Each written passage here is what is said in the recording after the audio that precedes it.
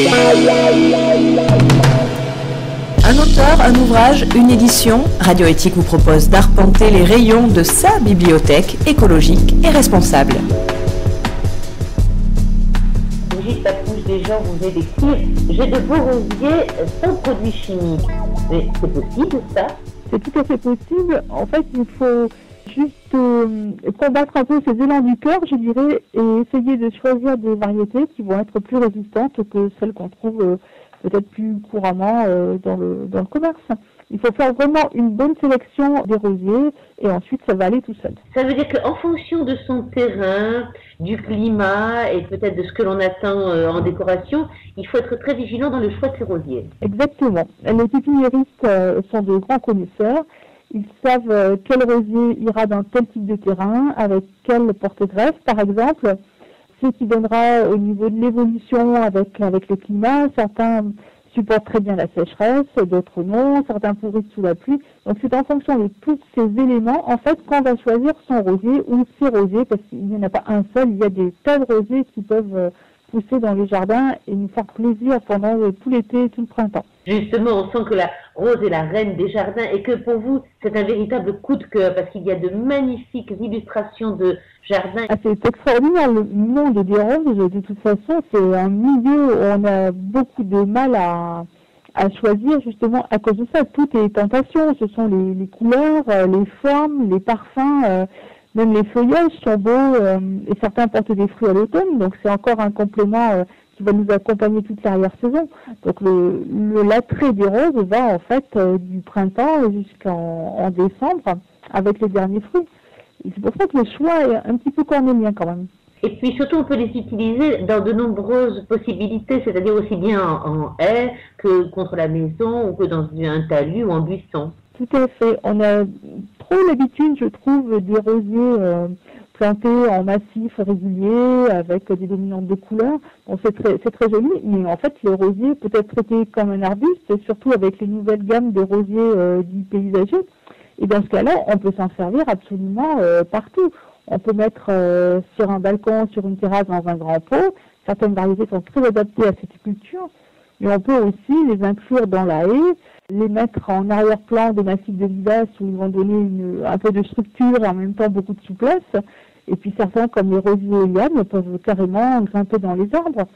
C'est vraiment un milieu à découvrir jusqu'au bout parce qu'on a des tas de nuances au niveau des espèces et des variétés à vraiment utiliser jusqu'au bout. Est-ce que c'est une plante facile à cultiver? C'est une plante très facile à partir du moment où on a fait le bon choix et où elle va être adaptée aux conditions climatiques et au jardin. Il faut être très réaliste par rapport à son terrain et à ce que l'on veut faire dans le jardin. Voilà, en fait il faut se dire qu'on n'achète pas une étiquette, on n'achète pas une image en se disant voilà c'est celui-ci que je veux absolument, mais je pense que par exemple en ce moment c'est la bonne saison pour aller les voir et aller les voir dans des jardins qui sont ouverts au public ou dans les roseries par exemple. On voit vraiment ce que donnent les rosiers, c'est-à-dire comment ils vont évoluer, comment ils fanent. C'est important de savoir comment un rosier va faner. Certains vont évoluer au niveau de la couleur et vont donner quelque chose qui sera absolument ravissant, alors que certains fanent plus difficilement. C'est vraiment le moment d'aller voir toutes les possibilités et choisir aussi en fonction de ça. Alors, on a choisi un rosier adapté à son terrain et maintenant nous voulons le planter. Quel conseil nous donnez-vous? De bien le planter en prenant son temps pour lui aménager un trou assez large et non pas une sorte de tuyau de poêle dans lequel on va glisser les racines en compressant rapidement un petit peu tout ça. Donc on fait un trou large, on l'installe bien avec le collet au niveau du sol et puis déjà on lui donne de la bonne terre, enfin la terre du jardin à laquelle on va ajouter du compost et une poignée de cornes broyées pour l'aider déjà la première année. Est-ce qu'il a besoin de beaucoup d'eau? Un rosier a besoin d'un arrosage régulier pour prendre. Ensuite, si vous avez une bonne terre, il va devenir très résistant à la sécheresse parce qu'il a un système racinaire extrêmement puissant qui va s'enfoncer profondément. Et pour l'aider, on va mettre des paillages. Le paillage est très important. Ça évitera aussi de désherber parce que c'est pas très facile de désherber au pied des rosiers, on se pique. C'est très difficile de passer sous un rosier pour désherber. Les paillages vont aider, et puis ce qui aide aussi beaucoup, c'est de mettre des petites plantes couvre-sol comme les liépétas par exemple, comme des petites aromatiques, les calamans, tout ça. Des plantes en fait qui vont faire office de couvre-sol et qui vont faire une concurrence à la mauvaise herbe qui n'arrivera pas à s'infiltrer. Alors Brigitte, est-ce que ça demande aussi beaucoup d'entretien? Non, une fois que le rosier est planté, taillé, il n'y a quasiment pas d'entretien. Il faut enlever les fleurs fanées, bien sûr, régulièrement. Ça évite les maladies parce que les pétales ne vont pas tomber partout. En période de pluie, il faut quand même savoir que les pétales qui se décrochent et qui vont aller se coller sur le feuillage peuvent engendrer des pourritures. Donc il vaut mieux carrément enlever tous les bouquets fanés régulièrement et comme ça on n'a pas du tout ce problème-là. Et alors, ils n'ont pas besoin de produits chimiques parce qu'en fait, il faut quand même les entretenir et leur apporter de temps en temps des petits traitements naturels. Alors, on peut stimuler, mais ce n'est pas obligatoire sur tous les rosiers. Certains rosiers vivent absolument très bien, un peu en liberté. Il suffit de regarder certains jardins abandonnés où on voit que les rosiers restent magnifiques malgré l'absence de soins réguliers. Par contre, pour certains rosiers, il est bon de les stimuler et à ce moment-là, on va leur faire des petits traitements à base de plantes, donc à base de consoude, à base de prêle. On va faire une petite macération et on va pulvériser, disons, une fois tous les 15 jours en fin de printemps et début d'été.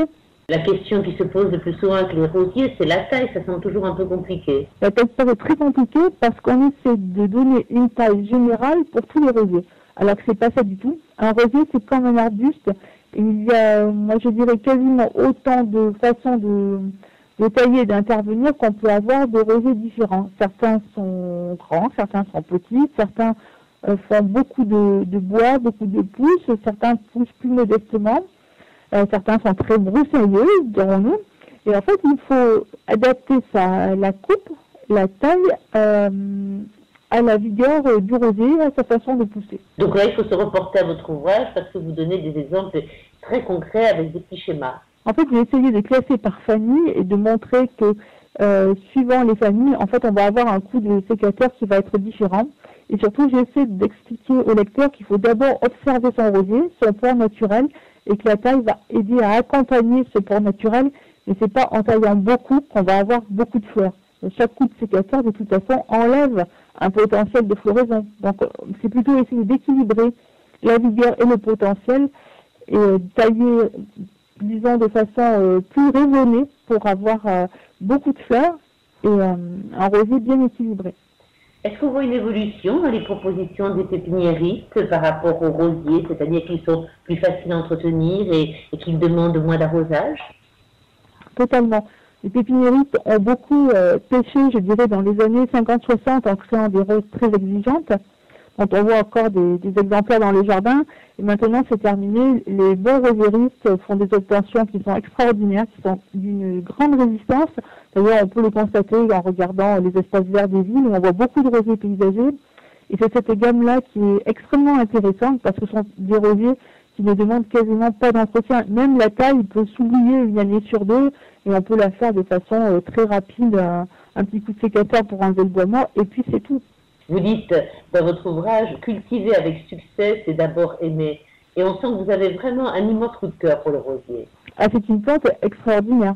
Moi, j'aime les rosiers, je dirais, sous toutes ces formes, avec quand même un coup de cœur pour les rosiers anciens. J'aime beaucoup tous ces rosiers à parfum. En plus, on a des parfums qui sont très différents. Certains rosiers sont très doux, ont des parfums de miel. Certains sentent le tilleul, certains sont légèrement citronnés. Et puis, on a les parfums poivrés dans les rosiers de Chine, qui ont des odeurs très fortes, en fait, très prenantes. Et certains ont même le feuillage qui est odorant. Donc, c'est vraiment un ensemble qui est très attachant. Ah, il y a quelque chose que je veux ajouter. Moi, j'ai une passion pour les noms des roses. Les noms des roses anciennes qui étaient très évocateurs, où on offrait une nouvelle création à la dame de son cœur, où on envoyait des messages. Et je trouve que des rosiers qui portent des noms complètement surannés ou qui laissent rêver, quand on voit un rosier qui s'appelle Fuite de nymphe ou Souvenir, c'est vraiment des rosiers qui parlent au cœur. Et c'est vraiment ce qu'on doit retenir de cette famille-là. Je crois qu'il faut gommer un peu tout l'aspect technique qu'on y a attaché ces dernières années et revenir au plaisir des roses. J'ai de beaux rosiers sans produits chimiques, éparus dans la collection Facile et Bio, aux éditions Terre Vivante.